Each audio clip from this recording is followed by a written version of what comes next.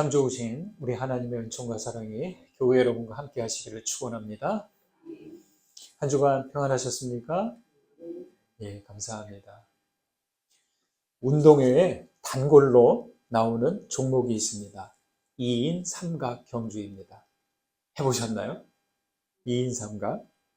두 사람의 발목을 묶고 어깨 동무를 한 채 반환점을 돌아오는 것인데,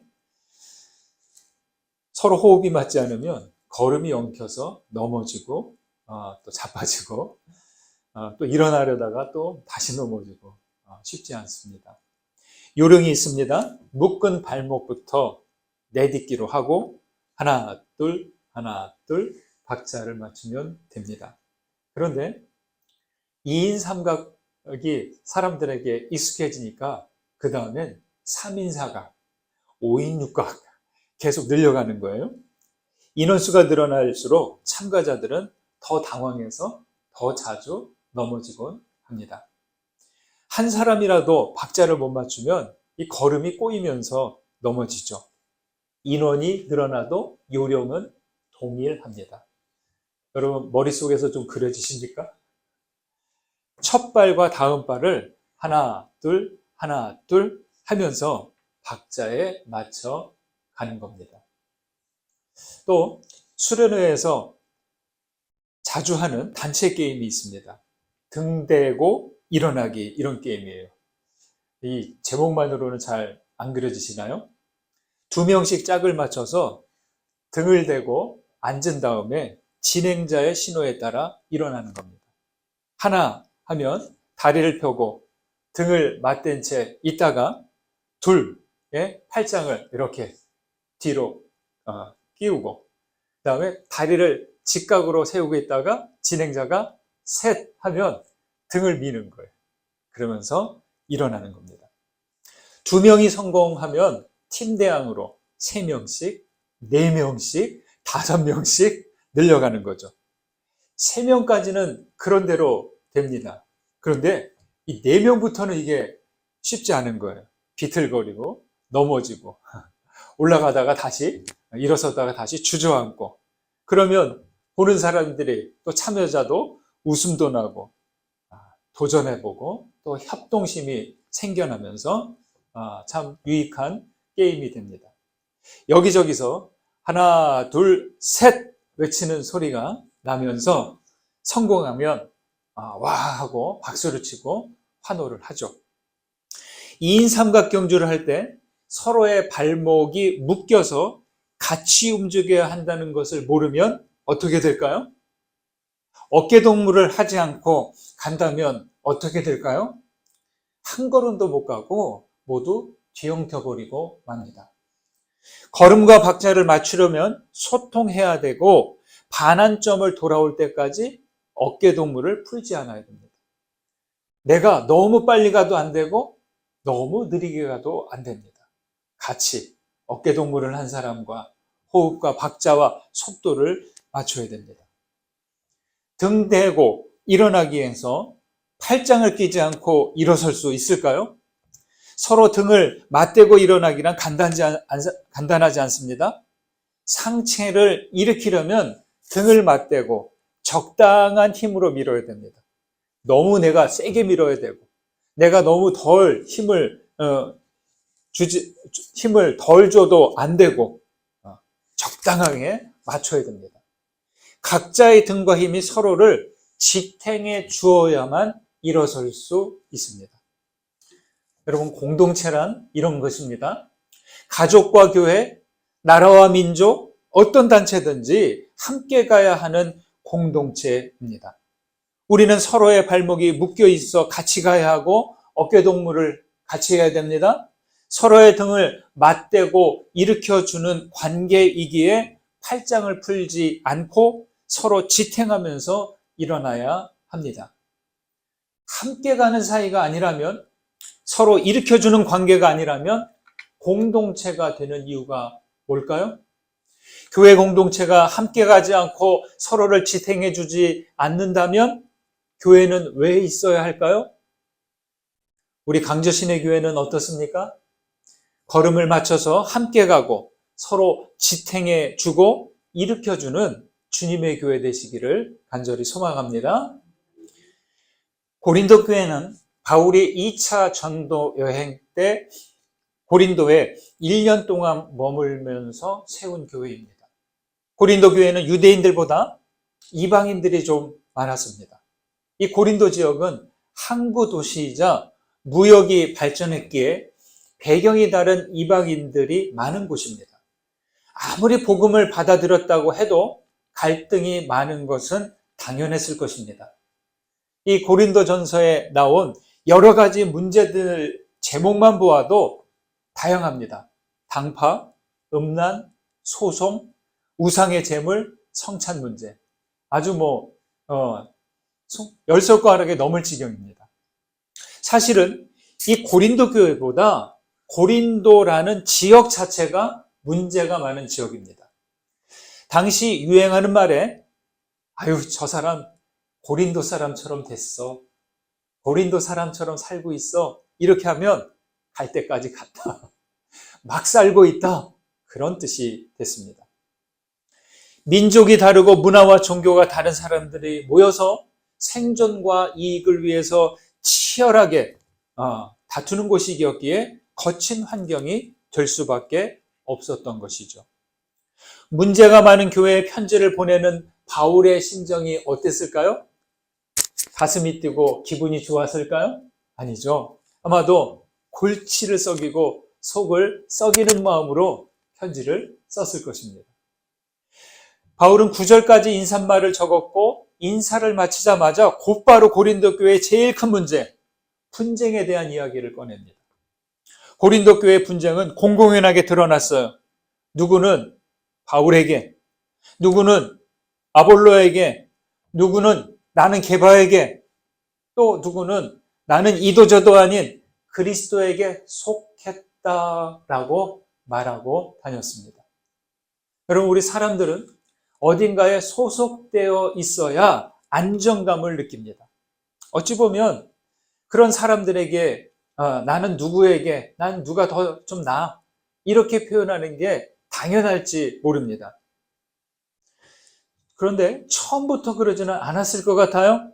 나름 친분이 있는 사람들끼리 아니면 개인의 호불호에 따라 나는 누구에게 라고 하면서 팬클럽처럼 그룹이 만들어졌을지 모릅니다. 팔은 안으로 굽는다고 자기가 지지하는 쪽을 우월하다, 옳다, 잘한다고 말합니다. 서로를 비하하고 갈등하면서 충돌합니다. 그 다름이 갈등이 되고 갈등이 다툼이 되면서 결국 그 공동체는 4분 5열됩니다. 바울은 13절에서 엄중하게 말합니다. 그리스도께서 어찌 나뉘었느냐라고. 저마다 나는 누구누구에게 라고 할 때 그리스도는 나뉘는 겁니다. 그리스도의 십자가를 붙잡고 그리스도의 이름으로 세례를 받은 이들이 모여 한 몸이 된 교회가 나는 누구에게 라고 할 때 균열이 생깁니다. 이것은 2인 삼각의 발목을 묶고 있는 끈을 풀어버리는 일이고 더 이상 어깨동무를 하지 않는 것입니다. 10절 말씀을 보실까요? 같이 읽습니다.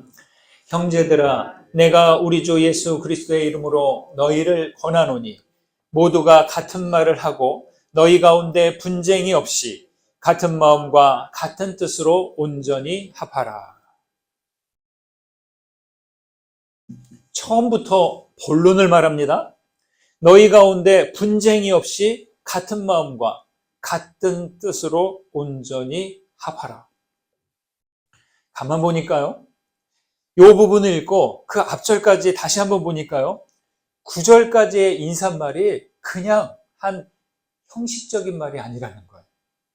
바울은 9절까지 매 절마다 의도적으로 예수 그리스도를 넣어서 말하고 있습니다. 2절을 보면 성도로 부르심을 받은 것은 그리스도 예수 안에서 거룩하여졌기 때문이다. 3절과 4절에서는 은혜와 평강은 어디로부터? 예수 그리스도부터 예수 안에서 주어졌다라고 하고요. 6절은 우리 안에 그리스도의 증거가 있고 7절에서는 예수 그리스도의 나타나심을 기다린다라고 하고 9절에서는 예수 그리스도 우리 주와 더불어 교제하게 하시는 하나님을 찬송합니다. 그러니까 9절까지의 인사말이 예수 그리스도를 빼면 말이 돼야 한대요. 안 되는 거예요. 분쟁이 있는 이유는 무엇 때문일까요? 그들 안에 계신 그리스도께서 밖으로 밀려나버렸기 때문입니다. 악마를 스페인어로 디아블로라고 합니다. 요 디아, 요 접두사가 둘로 갈라진 이런 뜻이에요. 여러분, 악은 하나 되는 것을 싫어해요.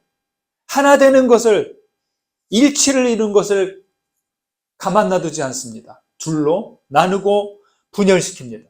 사탄은 분단의 세력이에요. 정체성의 혼란을 가져오게 하고 공동체를 갈라 놓습니다. 사탄은 욕망을 들쑤셔서 부풀리고 질투와 경쟁심을 부추겨서 다투게 만듭니다. 선과 악을 분별하는 기준이 있습니다. 사랑과 일치를 지향하면 그건 선이에요. 그러나 분열로 향하게 하면 그거는 악이죠. 북아메리카의 한 원주민 주장이 이렇게 말했습니다. 금을 긋는 마음, 지배하려는 마음이 세상 어디서나 원주민들을 종족 말살 정책의 희생자가 되게 했다. 유럽에서 일어난 나치에 의한 유대인 학살, 아시아에서의 문화와 땅과 부족의 파괴, 지구에 사는 모든 인간을 20번이나 죽이고도 남는 무기의 발명 등이 그것이다. 체로키족의 가르침에서는 그러한 고통은 실로 무의미한 것이다. 그것들은 한쪽이 다른 쪽보다 더 우월하고 중요하다는 헛된 자만심에서 생겨난 것이다. 사실 올바른 관계에서는 위도 없고 아래도 없으며 아니나 밖도 없다. 모두가 성스러운 원 속에서 동등한 것이다. 이렇게 말했죠. 여러분, 원주민 추장의 생각이 이래요. 원주민 추장이라고 해서 낮춰보면 안 됩니다. 이분들의 생각이 그 누구의 그 생각보다 더 넓고 깊습니다. 금을 긋는 마음은 위험합니다. 아무리 믿음을 얘기하고 하나님 사랑, 예수 십자가를 앞세워 전한다고 해도 그 언행에 금을 긋는 모습이 있다면 매우 위험한 사람입니다. 개인이나 교회나 어떤 단체든지 금을 긋는 행위는 매우 위험합니다. 세상에는 수천 종의 풀들과 나무들이 있죠. 그런데 가만 보세요. 가지, 잎, 꽃, 열매, 씨앗 어때요? 다 같아요? 틀려요? 같아요? 달라요? 달라요. 그 수천 종의 식물들, 나무들이 그 모습들이 다 다양해요. 제각각인데 분명한 것 하나가 있어요. 모두 땅에 뿌리를 내리고 있다는 거예요. 사람도 그렇습니다. 10인 10색, 100이면 100, 1000이면 1000, 저마다 다 달라요. 아니, 한 부모에게서 태어나서 같이 자란 형제들도 다 달라요. 다르지만 분명한 건 하나예요. 한 하나님에게서 생명을 얻었다는 사실입니다. 그렇지 않나요? 우리는 하나님께 속한 존재이지만 분리된 별도의 나가 아니라는 거예요. 우리는 모두 하나님께 연결되어 있기에 살아 있는 것입니다. 하나님을 알든 모르든 예수 그리스도를 만났든 안 만났든 내가 지금 살아 숨쉬는 것은 하나님께 연결되었기 때문에 존재하는 것이고 연결되어 있기 때문에 숨쉬고 있는 것이죠. 어떻게 보면 서로 다른 사람들이 한 교회에 모여 신앙 공동체로 지낸다는 것 이 자체로 기적입니다. 교회는 서로 다른 곳에서 시작한 물줄기들이 모여서 바다로 흘러가는 강물과도 같습니다. 교회는 한 뿌리에서 시작해서 한 줄기로 솟아나 수많은 가지가 되어서 하늘로 뻗어가는 나무와 같습니다. 우리들 각자의 시작은 다르고 나중도 다를지 모르겠습니다. 그렇지만 우리들 각자가 받은 복음 안에서 은혜와 사랑으로 일치를 이루면 됩니다. 어떻게 가능할까요? 주 예수 그리스도 안에서 그 이름으로 같은 마음과 같은 뜻으로 합해 가는 겁니다. 예수 그리스도는 우리 모두를 하나로 품는 거룩한 원 되십니다. 우리 모두가 그리스도의 이름으로 같은 마음과 같은 뜻으로 더욱 온전히 합해져 가시기를 주님의 이름으로 축원드립니다. 17절 보실까요? 읽습니다. 그리스도께서 나를 보내심은 세례를 베풀게 하려 하심이 아니요 오직 복음을 전하게 하려 하심이로되 말의 지혜로 하지 아니함은 그리스도의 십자가가 헛되지 않게 하려 함이라. 바울은 자기 역할을 복음을 전하기 위함이라고 하면서 말의 지혜로 하지 않았다고 합니다. 바울은 이미 고린도 그 전에 있었던데 아덴에서 탁월한 말솜씨로 복음을 전했는데요. 사람들이 관심을 갖는 듯 하다가 귀는 기울였지만 복음을 받아들이지는 않았어요. 그 지식이 많고 지혜로운 아테네 사람들에게 복음을 전했는데 들을만 하네요. 더 이야기해 주세요. 했는데 거기서 복음을 받아들인 사람은 없었다는 거예요. 탁월한 말솜씨로 복음을 전했지만 관심을 갖는 듯 했으나 받아들이지 않았어요. 지금 이 얘기는 말로는 십자가가 전해질 수 없음을 시인하는 그런 내용입니다. 복음이 말로 전할 수 있는 것이라면 예수님은 뭘 하셨을까요? 학교를 세웠겠죠. 그리고 바울이 그 복음학교 교장이 되었을지 모릅니다. 그러나 예수님도 바울도 학교를 세우지 않았습니다. 여러분, 태권도를 가르치려면 말로 할 수 있을까요? 요리를 가르치려면 이 말로 될까요? 무용을 가르치는 사람이 말로 할 수 있을까요? 배우는 것도요. 피아노를 가르치고 배울 때 이 말로 될까요? 좀 반응 좀 해보세요. 어느 무용수가 나는 몸으로 생각한다 이렇게 얘기했어요. 아니 여러분, 생각은 뭘로 하는 거예요 원래? 머리로 하는 건데 무용수가 자기는 생각을 몸으로 한대요. 예전에 이게 무슨 궤변이라 했는데 지나고 보니까 알겠어요. 무용은 아무리 머리로 생각해도 안 돼요. 몸으로 해봐야 된다는 거죠. 피아노 배우기는 이 머리로 하는 게 아니래요. 음표를 이 손가락으로 기억하고 손가락 주변에 근육으로 저장한대요. 이게 피아노 하시는 분들의 이야기입니다. 성령이 누군지 아시죠? 성령. 네, 중국의 이제 무협 배우입니다. 무수라는. 이건 이제 지금은 나이가 많이 드셨는데 예전에 성령이 나오는 무협 영화를 보니까 고수에게 무예를 배우는데 학교에 다니지 않고요. 그 스승집에 들어가서 장작 패고 밥하고 청소하고 그냥 일상을 스승과 같이 살면서 배우는 거예요. 그 생활 자체가 무예를 배우는 과정이죠. 예수님은 복음을 말이 아닌 삶으로 가르치셨고 그러다가 마지막에 십자가를 지고 골고다를 향해 오르셨습니다. 여러분, 그래서 우리가 십자가를 배우려면 머리로 안 돼요. 복음서를 수백 번 통독해도 안 돼요. 자기 십자가를 접어야 되고 자기 십자가에 매달려 봐야 그 십자가의 의미를 안다는 거죠. 여러분, 그래서 복음을 말로만 전하려고 하지 않고 몸으로 삶으로 전할 수 있기를 바랍니다. 복음을 들었다면 하나라도 몸으로 살아내려고 애쓰셔야 합니다. 복음으로 살아갈 때 십자가는 결코 헛되지 않게 될 것입니다. 18절을 보실까요? 있습니다. 십자가의 도가 멸망하는 자들에게는 미련한 것이요 구원을 받는 우리에게는 하나님의 능력이라. 십자가는 미련한 것일까요? 그렇지 않죠.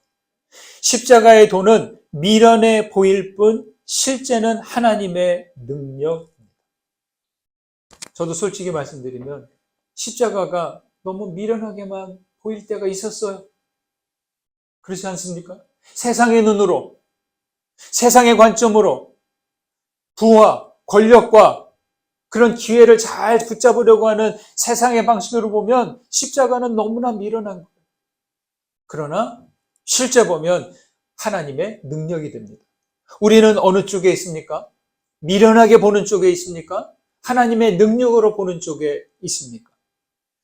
십자가는 한쪽에서는 독이 든 잔, 독배처럼 보이는데 다른 쪽에서는 구원의 성배가 됩니다. 예수님이 겟세마네에서 기도하실 때 처음부터 그 십자가의 잔을 딱 붙잡자마자 예, 알겠습니다. 그러셨어요? 안 그러셨죠? 예수님은 거듭거듭 싫은데요? 안 되겠는데요? 거절하셨습니다. 왜냐? 그 십자가는 독배로 보였기 때문이에요. 아무리 봐도 십자가는 독이었어요. 죽는 거예요. 힘들게 기도하시다가 결국 독배를 마시기로 하셨습니다. 예수님께서 십자가를 받아들이시고 그 십자가형을 받았을 때 마귀는 환호했을 것입니다. 그러나 마귀는 뒤늦게 실수를 깨닫습니다. 왜냐? 십자가는 죽음의 문이 아니라 부활의 문이었고 독배가 아닌 성배였기 때문입니다. 십자가는 멸망하는 자들에게는 미련하게 보이지만 구원받는 이들에게는 살리는 능력이 됩니다. 우리의 십자가가 하나님의 능력으로 드러나게 되기를 간절히 소망합니다. 두 번째로 십자가는 먹히는 거예요. 이게 무슨 말일까요? 십자가는 먹히는 거래요. 이어령 선생은 말이 먹히고 뜻이 먹히고 사랑이 먹혀야 생명이 교환되고 소통이 이루어진다. 이런 말을 했어요. 말이 먹히고 뜻이 먹히고 사랑이 먹히고 생명이 먹혀야 소통이 되는 거예요. 자연계에서는 먹히면 지는 거예요. 먹는 쪽이 이기는 겁니다. 그러나 육체적으로는 먹는 쪽이 이기는 것인데 정신적으로 영적으로는 먹히는 쪽이 위라는 거예요. 이어령 선생은 예수님의 십자가 죽음은 먹힌 것이라고 합니다. 기독교가 부활의 종교인 것은 먹혔기 때문이라는 거예요. 여러분, 이건 탁월한 이해입니다. 어느 신학책에서 어느 신앙 그 고백과 간증에서 이렇게 설명하는 데가 없어요. 예수님은 종교 권력자들에게 먹히고 로마 권력자들에게 먹히셨어요. 사실 먹히면 끝이잖아요. 그런데 나중에 보니까 끝이 아니라 로마 제국 속에서 버젓이 살아 있는 것입니다. 예수님은 로마에게 먹힘으로써 로마를 먹으신 거예요. 할렐루야. 할렐루야. 할렐루야. 로마에게 먹히심으로 로마를 먹은 거라. 이거는 정말로 놀라운 일입니다. 세 번째로 십자가는 기둥입니다. 사람은 동물과는 달리 딱 한 가지 탁월한 능력이 있어요. 직립합니다. 네. 동물들은 네 발로 걸어 다니지만 사람은 똑바로 서서 두 발로 걸어 다닙니다. 다른 동물보다 뛰어난 이유가 똑바로 설 수 있기 때문이에요. 그런데 몸은 직립하는데 정신적으로나 영적으로는 직립하지 못해요. 이게 우리 인생들의 완벽하지 못한 부분입니다. 그래서 필요한 게 정신적인 지주, 영적인 지주가 필요합니다. 사과나무는 홀로 설 수 있는데요. 포도나무는 혼자 서지 못합니다.